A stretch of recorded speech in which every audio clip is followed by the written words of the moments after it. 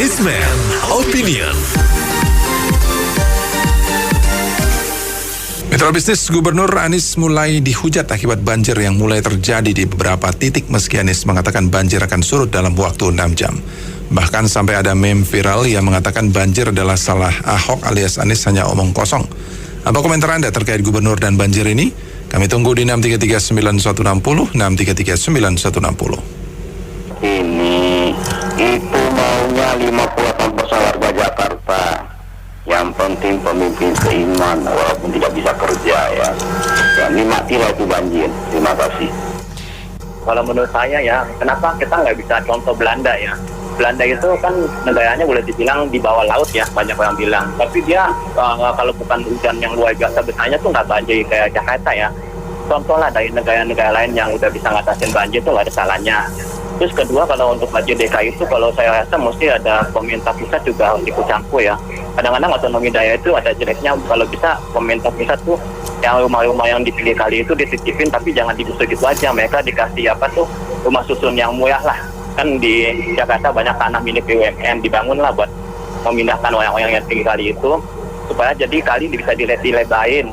Terus udah gitu kalau bisa di tanah itu jangan lupa dibikin tuh, kalau saya rasa kalau dua itu dibikin paling tidak DKI itu bisa ya berkurang lah banjirnya. Banyak melihat sejak yang bersangkutan menjabat ya, Pak Anies itu menjabat dari awal sampai sekarang. Adakah sesuatu yang bermanfaat bagi warga DKI? Tapi yang kalau saya lihat tidak ada satupun, bahkan hanya foya-foya saja mungkin untuk kepentingan pribadi dan golongan. Jadi kita lihat aja nanti 2024, apabila dia masih dapat suara banyak, berarti memang bangsa kita otaknya tidak maju-maju. Terima kasih. Menurut saya banjir itu memang sudah terjadi dari Indonesia pertama kali merdeka kalau di DKI ya sampai sekarang. Siapapun gubernurnya itu memang kesulitan mengatasi banjir. Ya karena mungkin kalau saat ini tuh situ tadinya situ-situ seperti di Kelapa Gading jadi perumahan mewah, pertokoan mewah, apartemen dan sebagainya. Belum di daerah lain yang situ-situ itu buruk sehingga tidak ada buat genangan air. Walaupun sudah dibuat banjir kanal barat dan timur, tetap saja masih kurang. Kenapa penjajah Belanda dulu berhasil membuat Jakarta tidak banjir? Ya karena banyak situ dan ada sungai itu diperlebar, dikeruk dari dalam sehingga tidak banjir. Dan ini kalau masalah pemilu tahun 2024, di setiap pemilu dari pertama kali di pemilu tahun 1955 sampai mungkin nanti itu kemungkinan di belakang layar masih settingan tujuh jabatan. Kan saya pernah ditawarkan di presiden 20 triliun kalau mau di 2024 jadi menteri 50 sampai 100 miliar seperti itu. Jadi itu yang menentukan jadi presiden di luar kita kemungkinannya. Terima kasih wabarakatuh. Banjir betul, dari sebelum pembicara sebelumnya bilang kita dari zaman Belanda segala macam, dari gubernur yang mana pun tetap banjir ada, betul, setuju ya. Tinggal kita gimana cara mengatasinya. Yang sekarang dibilang 6 jam, kenapa nggak punya target untuk bisa dalam 1 jam selesai? Nah itu yang saya tidak lihat di plan kerjanya Pak Anies gitu loh, gitu kan. Yang ada ngurusin bola lah, ngurusin stadion lah, yang jalur sepeda lah. Nah kalau memang punya planning harusnya jauh-jauh hari, Januari contohnya habis bulan musim hujan kapan sih gitu kan, udah ketahuan jadwalnya kan. Nah kan dia tidak bekerja sebelum musim hujan itu terjadi, mereka kerjakan. Jangan udah dekat-dekat udah mau musimnya baru dikerjakan gitu loh. Ya, jadi statement Pak Anies yang bilang 6 jam kelar, ya itu bukannya kerja yang nyata ya bagi saya, di mata saya sebagai orang Jakarta, tapi hanya ngeliat ya cuma alasan gitu loh. Semua juga tahu gitu curah hujan nggak normal maupun tidak normal, ada banjir kiriman dari Bogor misalkan begitu. Oke lah, itu alasan, tapi gimana punya planning target pencegahannya gitu loh. Itu yang tidak ada. Terima kasih. Mengenai banjir Jakarta memang udah satu keadaan yang dari dulu seperti itu. Tapi juga Pak Anies juga punya andil, punya maksud yang baik, ingin memperbaikinya. Jadi gubernur sebelumnya itu kan sudah ada contoh yang baik. Nah, ikutilah contoh yang baik itu. Saya dari ada pengurangan, ada sudah mulai membaik. Saya tahu itu sebelum Pak Ahok yang jadi gubernur, itu jalan Jakarta, Pangalengan Jakarta itu boleh katakan sepanjang tahun banjir, hanya kering-kering sampai berlumutan. Orang muter, jatuh itu motor. Itu saya sudah saksikan, saya tinggal di situ. Nah, sekarang kita bicara yang positifnya aja. Pak Anies juga punya kemauan untuk memperbaiki.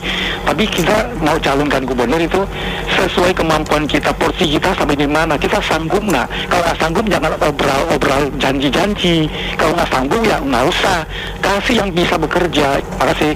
Semuanya bagus semua, cuman intinya ini saling bersinergi lah, kerjasama lah antara pemerintah pusat dan pemerintah daerah ini. Jadi satu sama lain ini jangan saling menyalahkan, apalagi pusat. Ya yang dekat dulu lah dibereskan dulu, jangan yang jauh-jauh kita juga nggak jelas. Jadi intinya saya nggak mau menyalahkan siapa-siapa, pusat dan daerah ini harus kerjasama mereka. Jadi jangan mentang-mentang pusat udah mau pindah katanya nggak mau apa-apakan. Kembali lagi ya, kita tinggal menunggu presiden nanti ke depannya. Kalau memang ada niatan baik, ya Jakarta ini ya kayak contohnya Belanda lah, bersinergi semua mereka itu bekerja. Begitu juga pemerintah Indonesia kita yang begitu saja. Makasih. Assalamualaikum.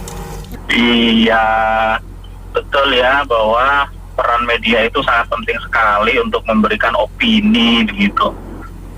Siapapun pemimpinnya, Jakarta itu secara geografis itu kan sangat sulit ya. Presiden kita yang dulu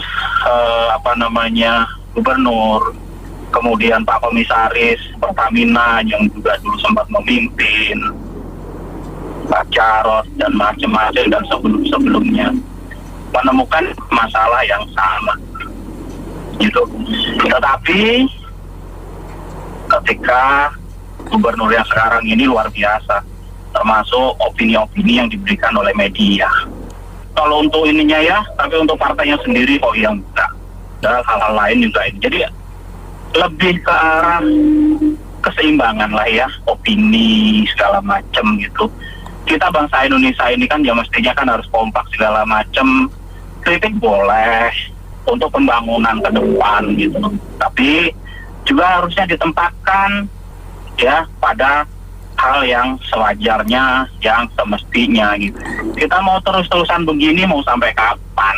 Komentar saya sebenarnya sih bisnis opini ini adil-adil saja, kan masanya lain-lain. Dulu waktu gubernur sebelumnya BTP juga habis-habisan dikritik, ya enggak? Ya ini saatnya lah, resikonya seperti itu. Segala sesuatu kan ada sebab akibat. Oke, kalau menurut saya dilihat dari masalah banjir, terus terang waktu zaman sebelumnya itu kan memang berkurang titik-titik banjirnya. Kalau saja diberi waktu cukup, ya 90% saya rasa ya mungkin bisa beres gitu loh. Kan semuanya juga menyadari dari mulai bersih-bersih, sekarang jadi malah tambah kotor, bukannya tambah bersih, enggak. Dan itu juga kan berhubung sebelumnya juga tidak bisa menyelesaikan masa jabatan yang sesuai dengan aturan ya kan, karena dizolimin juga. Oke, terima kasih. Tadi kan semua sudah dengar, ada yang pendapat pertama, pendapat kedua. Kalau mau nyalakan siapa, yang paling salah yang milihnya. Ini gubernur kan dari semua reputasinya sudah jelas ya. Jadi menteri pun dipecat ya. Kalau nggak salah ya, coba dikoreksi kalau salah ya. Nah, juga dari zamannya presiden gubernur yang lalu kan udah kelihatan reputasinya. Yang ini kan bagaimana gitu, cuman ke depannya nih pemimpin kita maupun presiden mau gubernur, kalau yang milihnya mentalnya seperti ini, karena kebanyakan bangsa kita nih yang dimenangkan isu SARA melulu atau apa, ya susah. Yang dipikirin bukan kemajuan kesejahteraan masyarakat, tapi yang dipikirin adalah kelompok-kelompok individu. Ya, terima kasih. Saya mendengar anekdot, nggak tahu ini benar atau enggak ya. Bahagia gubernurnya, bahagia PGUPP-nya, bahagia aparat sipil mereka yang tingkat bawah itu, tapi sengsara wakil gubernurnya, sengsara kepala dinasnya, sengsara masyarakatnya. Nggak tahu dah itu benar atau enggak. cocok atau enggak dengan tema ini. Terima kasih. Saya sih ya, kita sih apapun yang dikatakan oleh gubernurnya itu ya kita ya anggap itu masuk telinga kiri, keluar telinga kanan. Dari dulu juga begitu aja ya. Dan saya punya pendapat pribadi, ini banjir di Jakarta akan sulit ditangani ya. Jadi karena memang topografinya Jakarta itu yang banyak yang daerah-daerah yang rendah, lebih rendah dari permukaan laut. Jadi apa yang dilakukan gubernur itu akan saja ini hanya memindahkan daerah banjir di suatu tempat ke tempat lain. Demikian pendapat saya. Terima kasih. Buat saya Anies itu adalah ahli menata kata, tapi bukan ahli tata kota. Ya, jadi jelas-jelas orang Jakarta salah pilih. Saya berharap Pak Anies itu betul-betul bekerja, jangan makan gaji buta. Terima kasih. Gubernur Pak Anies ini memang sudah dihujat sejak dulu ya, sejak dia menjabat, karena memang tindakan yang dia lakukan untuk mengurangi banjir dan sebagainya mana, nggak ada sama sekali. Terus kemarin ada viral itu buat gorong-gorong di atas trotoar, nggak tahu tujuannya untuk apa, menghabiskan dana atau gimana. Emang harus dihujat. Terima kasih. Menurut saya tidak sependapat dengan proposan pertama ya. Jangan dihujat, malah mesti dipilih lagi untuk kedua kali gitu loh. Karena kinerjanya sih emang nggak kelihatan ya. Cuma kan dia kan sopan, ya kan, agamis dan lain-lain. Itu kan yang pengen yang diingini oleh sebagian rakyat Jakarta ya kan. Gitu loh. Jakarta telah salah mengambil keputusan. Gitu, makasih. Hal kayak gini ya buat lucu-lucuan aja lah, udah ya kita udah tahu kinerjanya kayak apa gitu kan.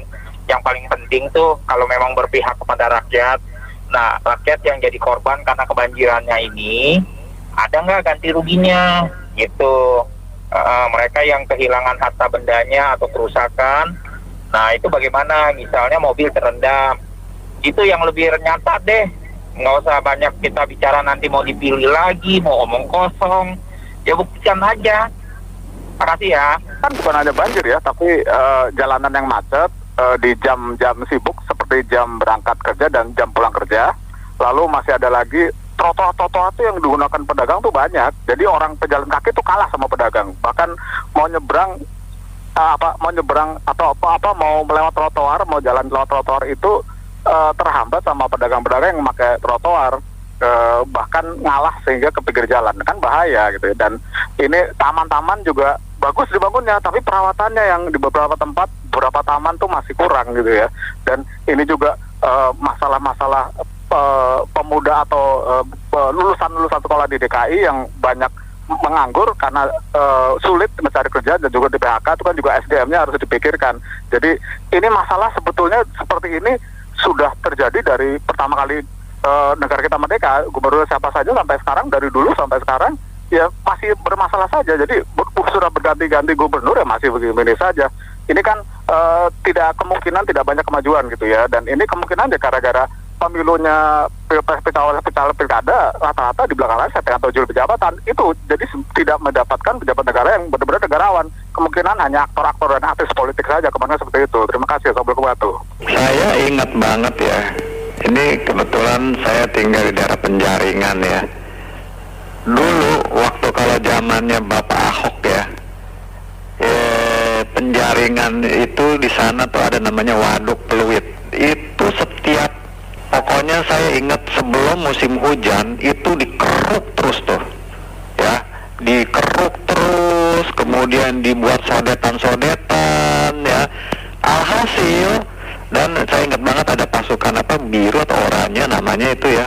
Itu selalu kalau udah sebelum jangan bilang sebelum musim hujan, dalam waktu musim panas pun mereka bekerja bersihin selokan-selokan, sehingga begitu musim hujan sampai sekarang ini ya daerah sini aman, nggak banjir, sama sekali tidak ada genangan ya. Nah yang saya heran tuh daerah selatan yang mestinya harusnya nggak banjir, tapi kenapa sekarang sejak zamannya Anies ini seperti begini? Karena saya tahu banget sejak zaman Anies itu pasukan biru atau oranye itu sebagian besar di PHK ya. Kenapa alasannya saya juga nggak ngerti, mungkin dia terlalu pinter kali ya. Nah, itu yang kenyataannya. Dan sampai saat ini udah jadi 2 tahun, mungkin 3 tahun jadi gubernur. Sebelum musim hujan nggak ada persiapan sama sekali itu. Selokan nggak digaliin, mungkin dia nggak pernah juga ngontrol RT RW, lurah, camat, dari segala penjuru nih se-DKI ya. Yang dia sibukkan apa? Tebang pohon yang ratusan tahun di Monas, coba. Belum lagi Formula E yang disibukkan yang nilainya bujubilah dah. Ini keterlaluan banget ya. Jadi ya salahlah orang DKI kalau pilih dia ya. Mudah-mudahan nanti pemilihan lagi jangan pilih dia ya. Makasih. Kalau Anies Baswedan itu kalau menangani banjir, Anies Baswedan nomor 1. Kalau menangani soal nih sekarang kan sampah daun-daun banyak rontok di jalan nih, nggak bersih nih. Penanganannya juga Anies Baswedan nomor 1. Penanganan uji emisi Anies Baswedan juga nomor 1. Penanganan lem Aibon Anies Baswedan juga nomor 1. Penanganan DP 0% Anies Baswedan juga nomor 1. Nama Anies Baswedan bukan Ahok tapi Omdo. Omdo tuh omong doang gitu. Terima kasih. Saya hanya mau mengatakan bahwa waktulah yang akan membuktikan bagaimana kinerja Pak Anies. Namun kita juga harus objektif bahwa ada beberapa hal selama kepemimpinan Pak Anies juga yang baik. Yang penting di posisi sekarang ini adalah kita sebagai sama-sama bangsa Indonesia harus bisa move on. Bukan lagi masalahnya Pak Ahok atau Pak Anies. Kalau kita misalnya khawatir Pak Anies akan jadi presiden di periode berikut, ya nanti kita lihatlah rakyat Indonesia lah. Kita rasakan rakyat Indonesia tidak bodoh. Walaupun nanti kita juga khawatir misalnya ada kampanye black campaign yang membawa isu-isu sara. Hal itu kita harus lihat itu akan mempertajam seberapa kita sebagai bangsa, sebagai anak bangsa itu semakin realistis, semakin pandai enggak. Kita kan belajar dari pengalaman. Kalau kita kembali terjebak lagi ke politik-politik seperti itu lagi, artinya kita sebagai rakyat itu diperalat oleh para penguasa, para politisi kita dengan cara-cara seperti itu. Yang perlu dikembangkan, kita memperjauh masalah kebencian sebagai satu bangsa. Mau berkompetisilah secara sehat. Nah, dengan pengalaman melihat Ahok dan Anies, saya semakin menyadari pentingnya kemampuan untuk mengelola satu organisasi, institusi, pemerintahan seperti itu. Jadi saya nggak heran kenapa di dunia ini banyak CEO yang dibayar mahal ya, memang. Salah satu contoh klub Barcelona yang sangat top itu hancur lebur. Dia punya sejarah panjang bagus hancur lebur karena pemimpin yang salah. Dan sekarang saya juga lihat di Jakarta ini sangat berbeda karena Anies memerintah Jakarta setelah Ahok yang sangat fenomenal ya, prestasi bagus. Anies sangat miskin prestasi. Saya melihat hasil kerjanya setelah 4 tahun hampir nggak tahu apa hasil kerjanya orang ini. Demikian juga saya punya kekhawatiran ini nanti kalau Pak Jokowi diganti, waduh mudah-mudahan penggantinya nggak seperti yang ditunjukkan oleh Gubernur Jakarta saat ini. Maksud saya gini, kejadian bencana alam itu ada yang karena manusia, ada juga yang bukan karena manusia ya. Kayak banyak kejadian bencana tanah longsor apa di daerah lain, di pulau lain itu yang saya tahu tuh bukan kenapa-napa, kayak pohon-pohon dipotongin, dibangin, jadi gundul akibatnya longsor. Jadi itu ulah manusia. Kalau yang alam benar-benar itu kayak gempa bumi itu, gunung meletus, nggak ada yang bisa tahan dah, nggak ada yang bisa ngatasin. Tapi kalau kayak penggundulan hutan, kayak banjir karena misalnya kali atau bendungan jebol itu kan bisa diatasin. Nah yang kayak gitu sebaiknya pemerintah pusat atau pemerintah daerah ngatasin. Udah gitu juga kalau yang saya pernah dengar di tempat lain tuh kalau bisa dibikin itu di tunnel. Di tunnel itu biayanya memang mahal, bisa triliunan. Tapi itu pasti bisa menyelesaikan banjir di DKI jangkanya bukan setahun 2 tahun. Tapi kalau dihitung jangka bisa puluhan atau mungkin bisa sampai 50 tahun kalau di tunnelnya sukses. Terima kasih. Bahwa ini bukan soal kebencian terhadap Anies, tapi ini soal kebijakan, soal ketidaknyamanan dengan kebijakan Anies, karena memang selama ini tidak ada atau tidak kelihatan usaha untuk menanggulangi banjir. Dia hanya mementingkan bahwa banjir akan akan surut dalam 6 jam. Dia membuat resapan air, sumur-sumur air yang biayanya 400 miliar lebih. Jadi selalu proyek-proyek yang dilihat. Dan selama ini memang belum kelihatan nyata prestasi daripada Anies. Ini bukan soal kebencian, tapi ini kritik. Ya, jadi kita harus fair saja bahwa memang Gubernur Anies ini memang dalam urusan banjir dia tidak melakukan apa-apa sejak dia terpilih waktu itu, karena menurut saya termakan oleh omongannya sendiri. Kan dia kan menolak apa yang sudah dilakukan oleh Ahok. Semua hal yang sudah dilakukan oleh Ahok dia akan menolak sesuai dengan janji kampanyenya waktu itu. Padahal janji kampanyenya itu ya janji yang menurut saya terlalu muluk-muluk dan tidak realistis. Pemilih dan pendukungnya aja yang bego-bego gitu loh. Kok percaya aja. Tapi itu kan hanya faktor sentimen agama. Nah sekarang ya sudah, ini ongkos yang harus dibayar. Begitu saja kalau menurut saya. Terima kasih. Saya sangat prihatin dengan semua kejadian ini. Karena itu sebaiknya kita, terutama orang Jakarta, itu harus belajar dari pengalaman. Jangan memilih pimpinan provinsi atau pejabat hanya karena kesamaan agama. Harus siapapun yang bisa melakukan yang terbaik untuk daerahnya. Dan siapapun yang anti KKN. Ya, ini pengalaman mahal.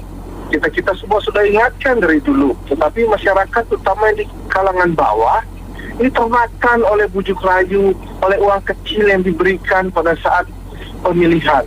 Ini konsekuensinya. Semoga semua orang belajar dan tidak mengulangi kesalahan yang sama. Terima kasih. Situasi memang kalau hujan Jakarta banjir ya, dari dulunya udah begitu. Siapapun gubernurnya akan menghadapi masalah yang sama, ya kan, apalagi presidennya juga kan udah frustasi sampai harus pindahin ibu kota ke sana. Itu salah satu alasannya juga kan, karena Jakartanya juga memang sudah kendala banjir juga salah satunya. Ya, gitu aja. Jadi menurut saya masalahnya kan memang tidak mudah gitu, siapapun gitu. Kalau ngomong sih enak aja lah, semuanya juga bisa ngomong enak gitu aja, ya kan. Tapi pada aplikasinya juga semuanya juga susah gitu aja. Terima kasih. Menurut saya kalau masalah banjir itu semenjak gubernur pertama Ali Sadikin ya sampai sekarang itu masih terjadi di Jakarta. Cuman masalah di DKI Jakarta kan bukan itu saja. Makin lama macet itu makin tidak bisa tertangani, terutama pada jam-jam berangkat kerja dan jam pulang kerja. Walaupun sudah dilakukan macam-macam seperti nomor ganjil genap yang diberikan pada kendaraan bermotor atau yang lainnya, tetap saja macet masih dapat terjadi. Selain itu juga tentang banyaknya penduduk di DKI Jakarta yang menganggur karena di PHK, itu kan juga harus diatasi. Dan masalah lain-lainnya di DKI Jakarta. Jadi masalahnya banyak. Memang dari satu gubernur dan gubernur lain, kemungkinan masalah ini tetap masih ada, dan jadi sudah berganti di gubernur masih saja tetap seperti ini. Kemungkinan seperti itu. Terima kasih. Assalamualaikum warahmatullahi wabarakatuh. Kalau menurut saya sih ya memang benar sih, ini masalah yang tidak berkesudahan, dan mungkin sih kayaknya nggak akan berakhir juga. Cuma yang paling penting itu adalah sebenarnya gimana cara pencegahannya. Kalau dulu kan banyak cara-cara yang dilakukan oleh gubernur yang lama ya, dengan pengerukan lah, terus normalisasi kali atau revitalisasi kali dan segala macamnya. Si Pak Anies ini juga kemarin sih dia mau membersihkan juga kali ya, tapi nggak tahu deh kayaknya udah atau enggak. Tapi beberapa sih di tempat-tempat yang saya lihat ada sih pengerukan kali.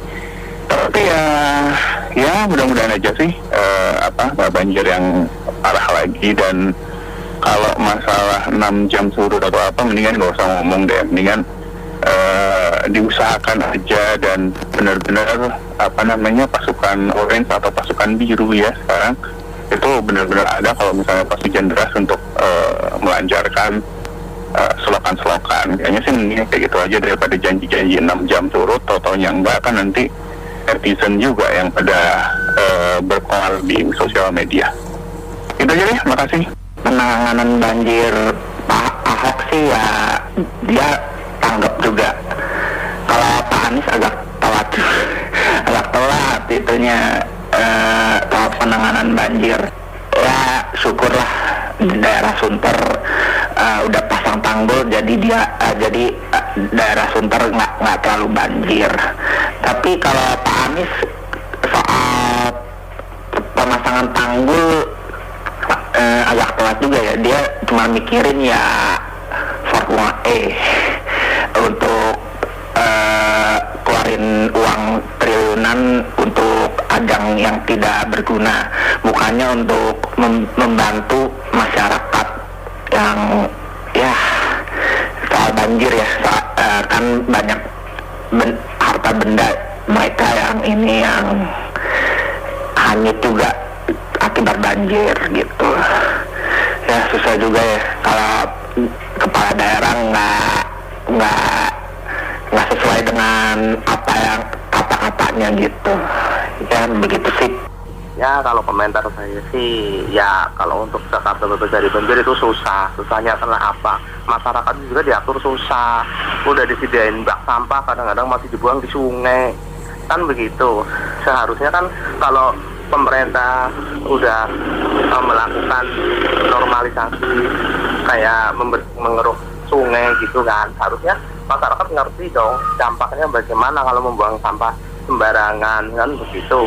Nah itu juga kalau kita saling menyalahkan hanya satu pihak, misalkan hanya menyalahkan pemimpinnya aja, terus sedangkan masyarakatnya susah, ya berarti namanya masyarakat itu egois, susah gitu. Kan harusnya kan ya saling menyadari lah kerjasama antara pemerintah sama masyarakat, misalnya kayak sama gubernur di Jakarta. Sedangkan gubernur di Jakarta itu nggak mungkin lah akan bekerja sendiri gitu loh kalau masyarakatnya tidak ikut membantu. Harusnya saling menyadari. Kalau saya nggak bisa untuk menyalahkan hanya satu pihak, karena saya tahu keadaan Jakarta itu kayak apa kan begitu. Harusnya sampah itu benar-benar harus dijaga supaya jangan dibuang ke sungai. Itu komentar saya ya. Mestinya ya kalau kita yang berakal sehat itu sudah tahu bahwa hal ini memang akan terjadi.